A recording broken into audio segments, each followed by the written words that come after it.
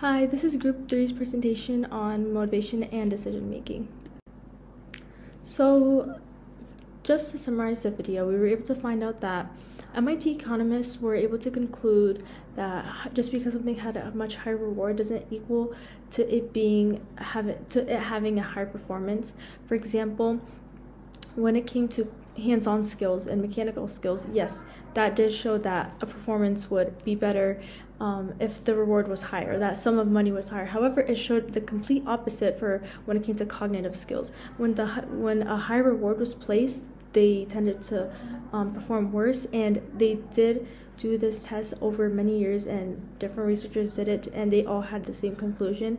And they were all just able to come to the conclusion that motivation comes from autonomy, mastery, and purpose. Autonomy, so basically like self-direction and having the freedom of being able to make decisions by themselves, being able to fulfill any personal interests that they have, and the mastery, being able to become master at the skill that they're trying to perform. And then purpose, just having that motivation, just having that goal set in place that drives you to doing what you need to do. Hi guys, my name is Jenna and I'm going to be focusing a little bit on brainstorming today. Brainstorming is a decision-making strategy where a group will come together to generate basically as many ideas as possible without immediately judging them. The focus is on quantity over quality at first. So coming up with basically as many ideas as possible, even if some may seem unrealistic, because often one of those ideas can spark something that's actually pretty innovative. Um, this connects to motivation because it gives people a sense of autonomy. They can share their ideas freely and feel ownership over their contributions. Um, so a great example from the video is Atlassian's Innovation Day, where employees basically have a full 24 hours to work on any project that they want. Um, so giving them that freedom basically allows ideas to come about that wouldn't appear during like a normal structured work day. Um, yeah. So let's get over here and I'm going to touch on the strengths a little bit. Um, so the strengths is that it fosters innovation by encouraging creative solutions. It supports inclusive participation so that everyone has a chance to contribute, um, and can say that they came up with this idea or that idea. And it can build team cohesion. So as team members collaborate and build on each other's ideas, um, the team will just start kind of bonding, working through problems, coming up with solutions, et cetera, et cetera. Um, the there are some weaknesses to brainstorming, um, because brainstorming can be disorganized if it isn't managed properly. So discussions may drift off topic, sessions can become repetitive, um, and there's also that risk of groupthink, which Michelle will touch on a little bit later. But some participants will hold back unconventional ideas just to fit in. And finally, it does require follow-up. So after generating a lot of ideas, you will need to kind of evaluate through those ideas and select the most useful ones. So there is a next step to it, and it does need to be very organized. Um, so in short, brainstorming is a great way to generate many ideas quickly, encourage collaboration, and spark creativity, but it works best when there's some structure to organize and focus on the ideas afterwards. Hello, my name is Leo Wynn, and today we're going to be talking about majority rule and how it affects group decision making and its contribution to motivation. And the underlying question is, where does majority rule fit in? And the connection between all this is that majority rule is whatever most people agree on becomes the decision. And group thinking is people trying to agree with the group. And based on the video, what I noticed that people pressure to conform. They tell themselves that I don't want to disagree. They probably know better. And when people tell themselves that, the majority rule takes over. And the group decides based on what seems like the majority support. But deep down, people really tell themselves in their head that no one actually agrees and the alternatives weren't fully explored. And when that happens, that leads into bad decision making, and bad decisions was driven by conformity and not analysis most of the time.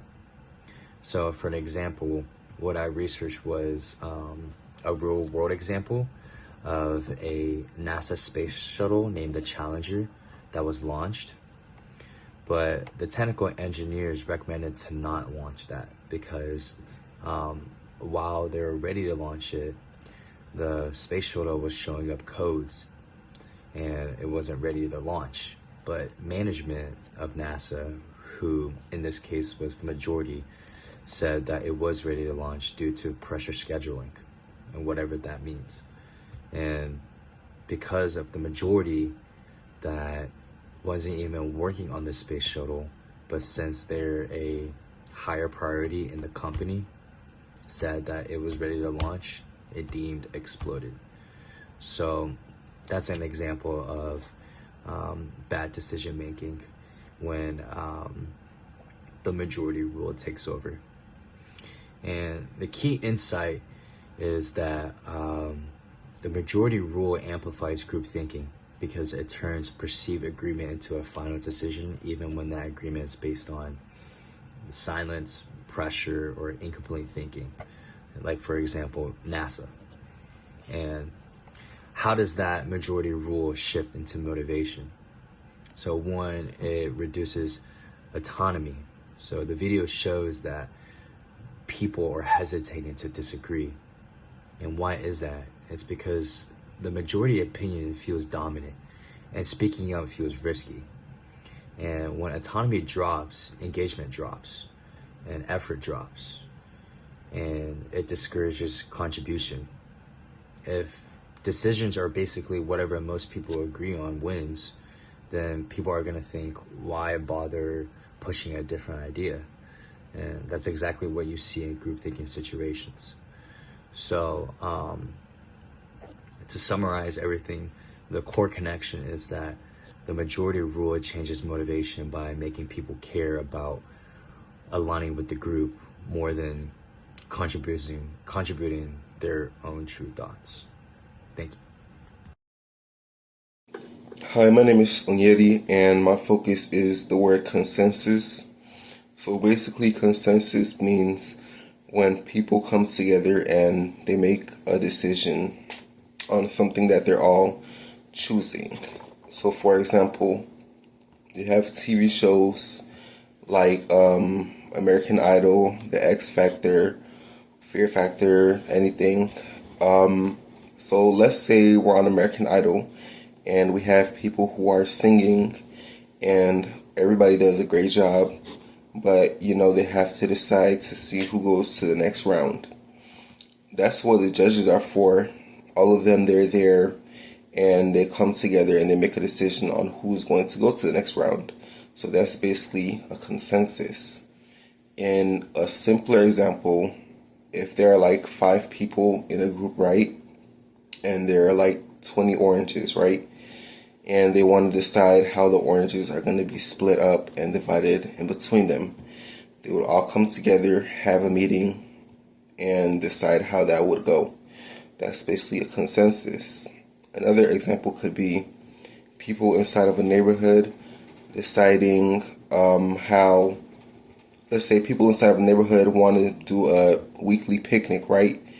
And everybody would come together and have fun and enjoy the picnic. They would come together and decide who's going to bring what. Who's going to bring the food, who's going to bring the drinks, who's going to bring the napkins, and where they're going to have all of this stuff set up in the neighborhood, who's going to bring the equipment, So all of those like decision-making processes could be considered consensuses. And consensuses, they're very important for everyday life if you're working with other people around you. And yeah, it could really just help you make your life easier, you know? It can help you make your life easier, and just, it just shows that we can work together and all make great decisions and make life easier when we use consensuses. So now we can move on to talking to expert opinions. So expert opinions can be a double-edged sword. Expert opinions, they're very effective. They're good at building trust, at building credibility, and most of the time their claims are backed up by facts and statistics. However, this can also cause limitations in creativity and also cause risk in falling into biases. Like, for example, the halo effect is a major one that's an issue when it comes to expert opinions. For example, an expert, a professional that specializes in one category, for example, in the sciences, and they make a claim on something that's completely opposite from what they specialize in, that causes the halo effect to come into play, because just because someone sees that they're an expert in something, they tend to agree with them on everything because they see them as a professional, as an expert. They don't see what they specialize in or what they can carry much more valuable facts in. And this can also cause a confirmation bias, because just because they see an expert confirm all their pre-existing biases and beliefs, like they'll nitpick out something that confirms their own bias from expert opinions. And then also in the video, we were able to just conclude that the economists at MIT showed how incentives affected performances. When it came to mechanical skills, a high performance was brought by high rewards. However, when it came to cognitive skills, a lower performance was brought by higher rewards. So it's the complete opposite. And then also, this can also be seen when it comes to a real-world example with Google. Google's 20% time policy allowed their employees to spend 20% of their working time to fulfill any personal interest that they have, any passion projects, and this all caused them to develop very, very important applications and developments. For example, Gmail was developed through this, and thousands and thousands of people, millions of people use this all over the world. And this just allowed them to have autonomy in their working environment. This allowed them to have mastery, and this also allowed them to have purpose. This allowed them to gain a sense of freedom, a sense of self when it came to the work environment, and not be stripped of all that. Risk of groupthink. What is it? Groupthink occurs within a group of people in which the desire for harmony or conformity in a group results in an irrational decision-making outcome. Creativity within groupthink can start with a warm-up like an icebreaker. This engages the team members to prepare their minds and their ideas and create new ideas within the team. Poor decision-making within the groupthink can happen if the team members don't agree within one another, ideas, opinions, which this can lead to conflict and having a bad outcome for the team or failure as well for the entire team. Some strategies that can help with groupthink can be break the group, divide the group into smaller groups, which this allows the team to take in more deep in discussions, as well view different points of views within each member of the team. Another strategy for groupthink can be encourage one another, create the environment where the team members feel comfortable with sharing their ideas or opinions, no matter what other team members say. A real world example of this can be the switch to no Coke. Around the 1800s, there was a rebrand of Coke, which the intent was for it to be more flavorful and sweeter and more appealing to others, but as a result, to the public eye, They didn't like it, which this led to a negative outcome, which this also led to a backlash, was described as the biggest marketing blurred of all time. I think groupthink is important because it allows each team member to elaborate or express their opinions within the topic. They give ideas of what it should be.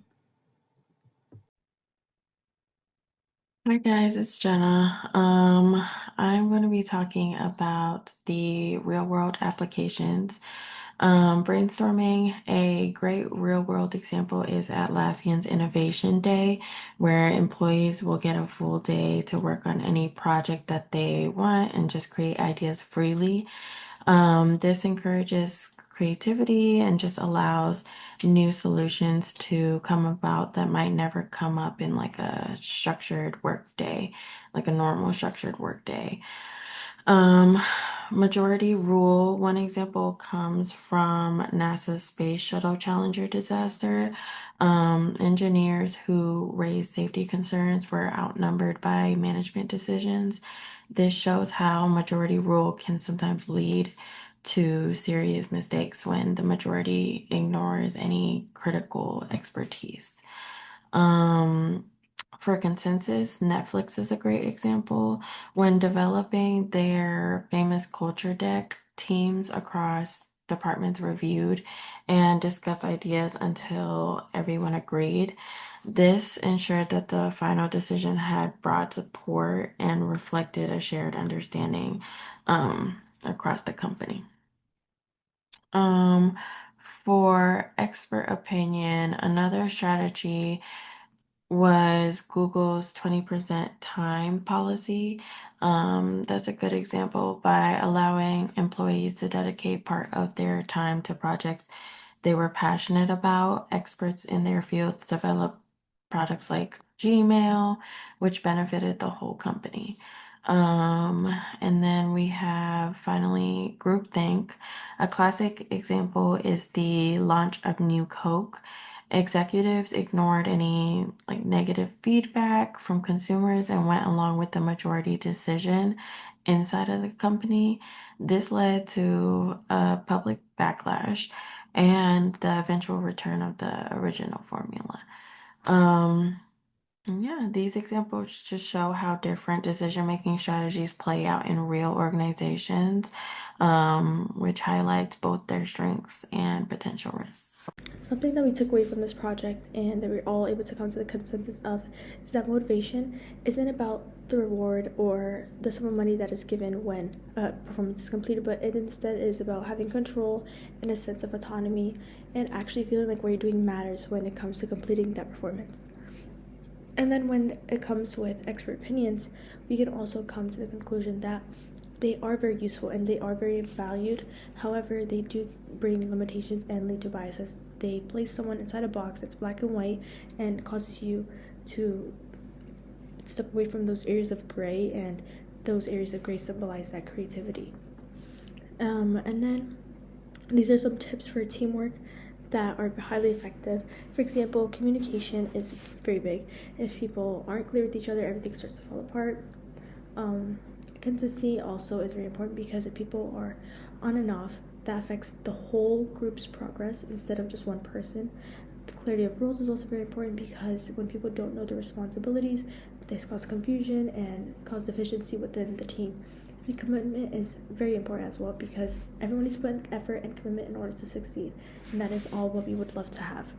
And then overall, there should be more focus on encouraging creativity and new ideas and inspiring different innovations to happen and to be evoked. However, this is prohibited or causes this is slowed down when there's profit maximization instead of evoking that creativity.